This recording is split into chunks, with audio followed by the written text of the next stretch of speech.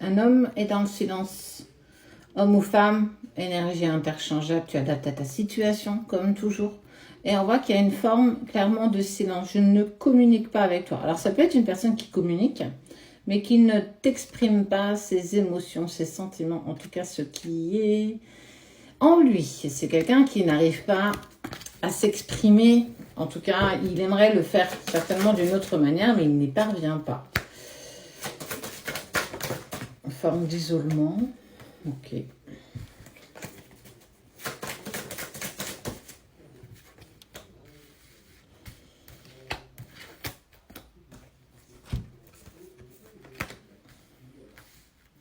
Il lutte. Hein.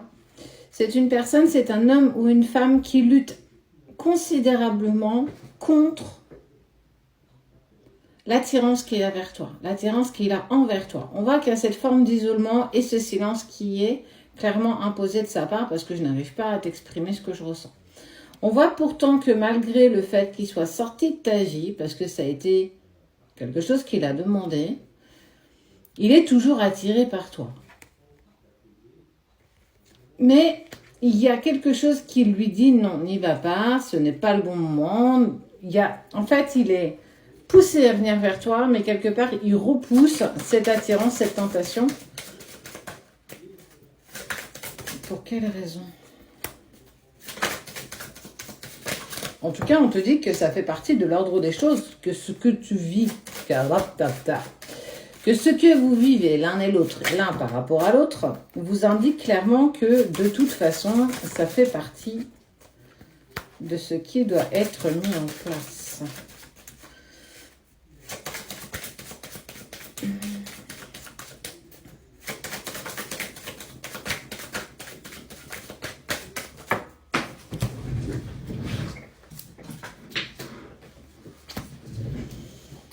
Cette personne à laquelle tu penses, elle a besoin en fait de retrouver un certain équilibre. Elle a besoin de se retrouver. Elle a besoin de faire du tri et savoir ce qu'elle désire véritablement.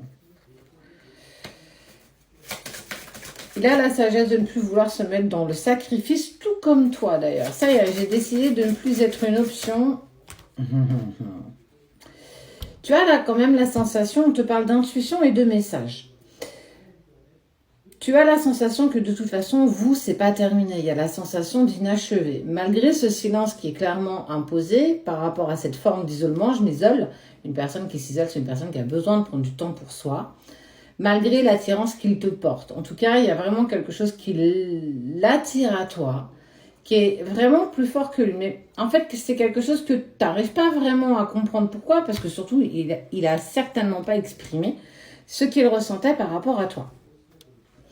Et que, effectivement, ça fait partie de l'ordre des choses. On fait en sorte, justement, de vous écarter l'un de l'autre pour certainement comprendre ce que vous avez à travailler en commun ou l'un indépendamment de l'autre. On voit que de toute façon, cette personne a trop de choses à régler. C'est compliqué. Il sait qu'à un moment donné, il va falloir qu'il se positionne. Ça veut dire c'est soit je vais vraiment venir vers toi, soit je vais carrément te laisser derrière moi parce qu'on ne peut pas avancer ensemble. Il y a vraiment cette prise de conscience qu'à un moment donné, il va falloir que je me positionne. Je ne peux pas te laisser dans cette attente, même si je t'ai demandé de ne pas m'attendre. Parce que moi, avant tout, j'ai besoin de retrouver un équilibre. Et je veux plus de sacrifice ni pour toi ni pour moi. Ce que je ressens pour toi est tellement plus fort que ça que je ne veux pas et je refuse clairement un sacrifice de ta part ou de la mienne. On voit que tu abordes toi ça avec beaucoup plus de sagesse et tu as ton intuition, tes ressentis qui te dit que de toute façon il va y avoir un message. Alors ce message, il risque peut-être soit de te faire plaisir, soit de ne pas te faire plaisir. En tout cas, il y a vraiment une prise de conscience qu'à un moment donné, tu sais très bien, toi comme moi, qu'on ne peut pas rester dans cette position inconfortable. En tant que ce silence et cette distance vous est nécessaire pour trouver vos clés. Qu'est-ce que toi, tu désires profondément dans ta vie? Qu'est-ce que lui désire profondément aussi dans sa vie? On voit que vous allez, en fait, par modification, par changement que vous allez instaurer au fur et à mesure des jours et des semaines, voire des mois qui vont suivre, une transformation. Mais on voit bien que de toute façon, il y a quand même quelque chose qui te rappelle toujours au passé, cette nostalgie, ce fil invisible qui te lie toujours à ce qui s'est passé. Mais cette situation est nécessaire pour comprendre ce que vous désirez profondément. Qu'est-ce que toi tu désires profondément et qu'est-ce que l'autre désire aussi profondément. Il y a quand même eu beaucoup d'incompréhension. Parce que vous aviez envie tous les deux de la même chose, de l'abondance. Je veux t'aimer indéfiniment, j'ai envie que tu m'aimes aussi de la même manière. Mais pour moi, vous avez été sur des non-dits. Vous ne vous êtes pas laissé le temps de vous exprimer. Il y a quelque chose de grand. C'est pour ça qu'il y a cette attirance plus que rationnelle en fait.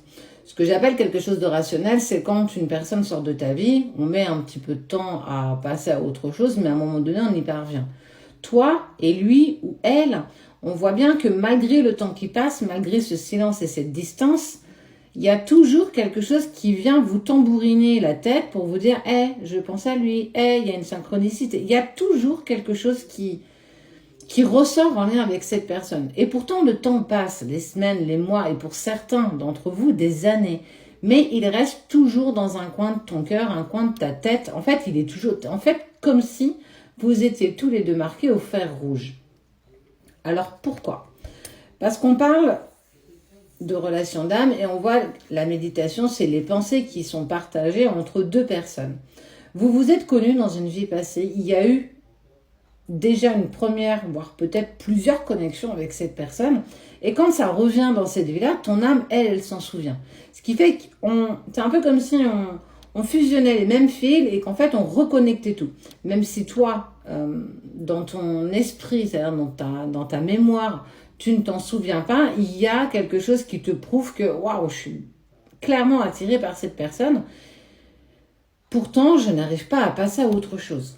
Bah, pour le coup, vous êtes tous les deux dans ce même cas de figure. J'ai envie de te dire, c'est ce qui peut clairement vous déstabiliser et c'est ce qui a déstabilisé l'autre.